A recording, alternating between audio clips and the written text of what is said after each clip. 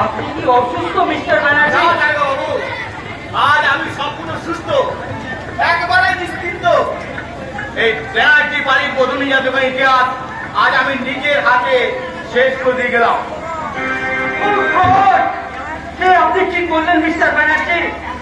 আমরা যে এসেছিলাম বধূ নির্যাতনের দায়ে নিরুপমা দেবীকে গ্রেফতার করতে, আর সেই সঙ্গে এসেছিলাম সীতা দেবীর পাচারের আসল রহস্য ভেদ করতে। এই ভুল কাজ কেন করলেন মিস্টার ব্যানার্জি? ভুল নয় বাবু, ভুল নয়। আমার সবার যত ভুল হলো আমি চিৎকার করে বলবো, ওগো আমার মতো অসহায় মানুষের দল যে ভুলের পরিণামে মুছে যাবে এই দেশের বধূ নির্যাতন ইতিহাস, সেই ভুল তোমরা একবার নয় হাজারবার করো, হাজারবার।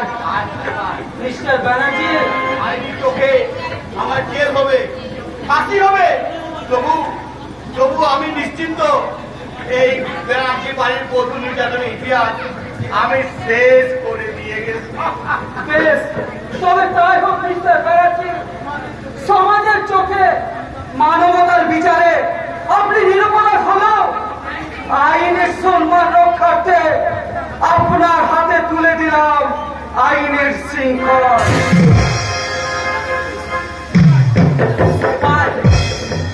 সেবাই, আপনি লাশটাকে গাড়িতে তুলুন। আসুন আসুন মিস্টার ব্যানার্জি,